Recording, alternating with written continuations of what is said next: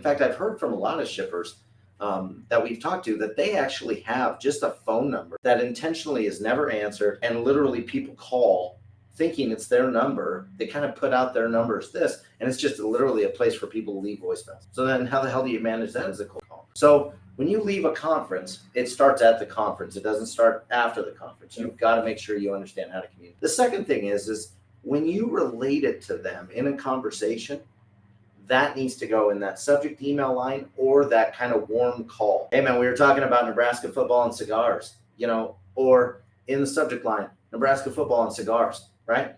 So that they remember that moment. You can pull them in. So there's the second way. The third way is when you truly fully get ghosted. You had a good time at the conference, you send that trigger word email, nothing happens. All right, they're busy. I would either A, connect with them on LinkedIn, or B, reply back to that original email and say, hey, I know you're busy, but if there's 10 minutes that we could go through these 3 talking points, somehow or another, you have to take it from personal, because it was personal at the conference, to professional, right?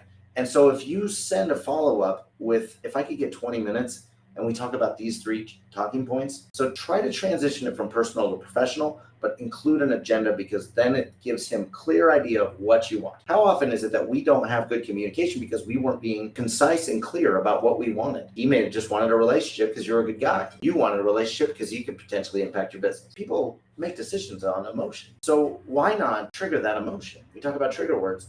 Trigger a conversation, trigger a moment that you guys shared. And even if it was too many beers or a weird night at a club or whatever it was, trigger that emotion.